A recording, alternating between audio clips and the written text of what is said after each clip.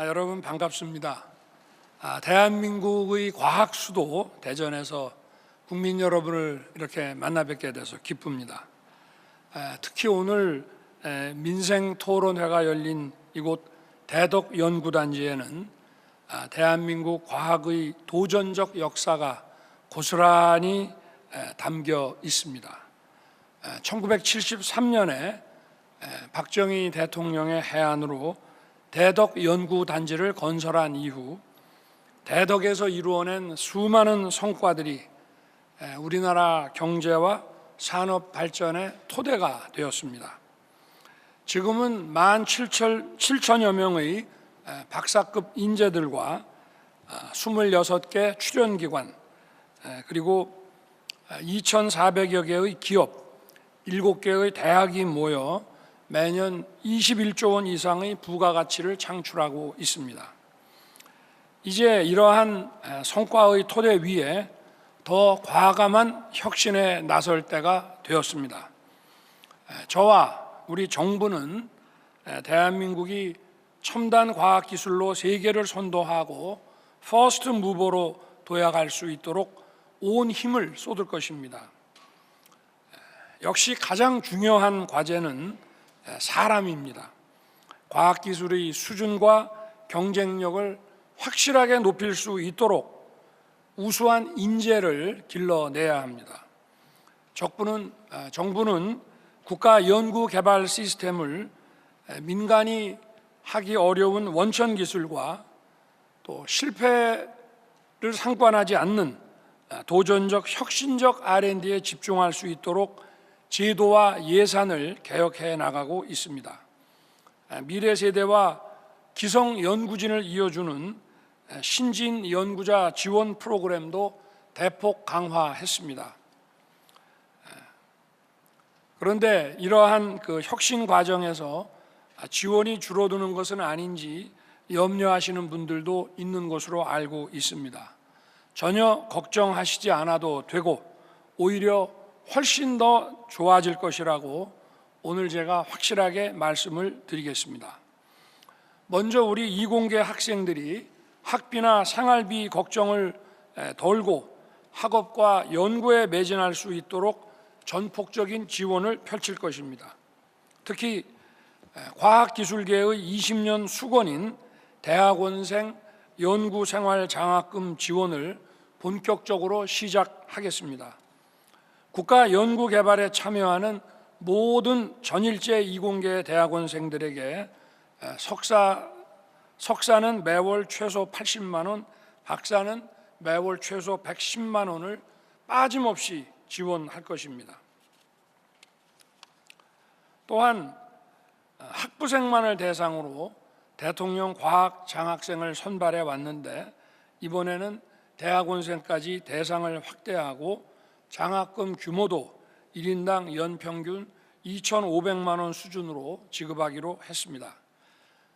이러한 지원을 계속 확대해서 이공계 학생들이 생활비 걱정에서 벗어나 공부와 연구에 전념하도록 할 것입니다.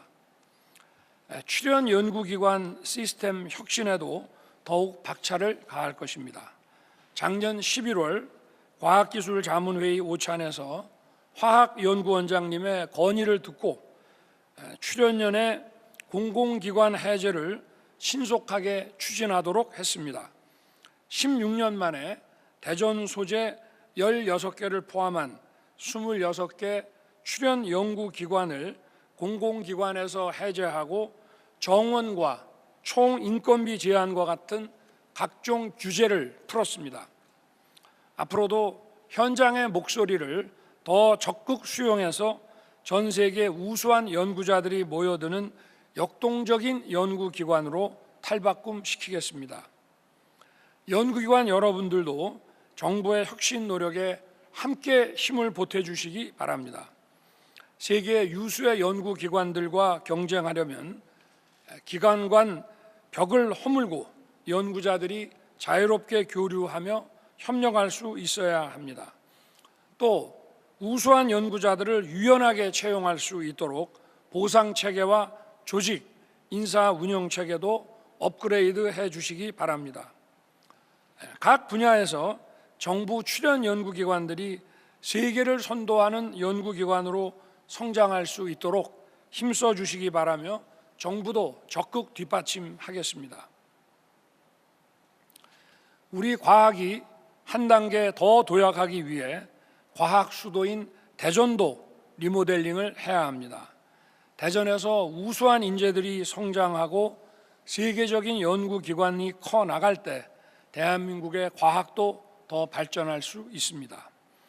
대전의 과학발전 성과들을 대전 시민들께서 마음껏 누리면서 힘을 모을 수 있도록 만들겠습니다. 저와 정부는 대전의 공간과 인프라를 혁신적으로 바꿔 나갈 것입니다. 과학수도 대전의 명성에 걸맞는 첨단 도시로 키워 나가겠습니다. 먼저 제가 대선 때 유성구와 서구 일부 지역 160만 평의 제2대덕 연구단지를 조성하겠다고 대전 시민들께 약속을 드렸습니다. 우리 정부에 들어와서 이곳을 산업단지 후보지로 발표하고 연구단지 조성을 추진 중에 있습니다. 산업단지 조성과 함께 연구개발 특구로도 지정해서 세제 혜택과 정부의 재정 지원이 이루어질 수 있도록 확실히 하겠습니다. 첨단 과학기술을 육성하려면 과거의 지원 방식만으로는 부족합니다. 미국의 보스턴 바이오 클러스터처럼 연구 개발과 법률, 금융, 회계 등 서비스 산업이 유기적으로 결합되어야 합니다. 이렇게 되어야 연구 개발 성과가 높은 경제적 가치로 이어지고 또 재투자로 선순환되어 연구 개발을 더 활성화시킬 수 있습니다. 그래서 기존의 1특구와 신설되는 2특구를 모두 묶어 나노, 반도체, 바이오, 우주항공, 방위산업 등의 분야에서 세계 최고 수준의 대전 첨단 클러스터를 만들겠습니다. 기재부, 과기부, 산업부, 보건복지부, 국토부, 농림부, 환경부 등 중앙정부 부처와 대전시가 원팀이 되어 신속하게 추진해 주시기 바랍니다. 아울러 대전의 과학기술 성과를 확산시킬 수 있도록 접근성과 연결성을 높이겠습니다. 먼저 대전의 과학기술, 세종의 행정기능, 청주의 바이오 반도체 산업이 서로 시너지를 낼 수 있도록 광역 교통 인프라를 구축할 것입니다.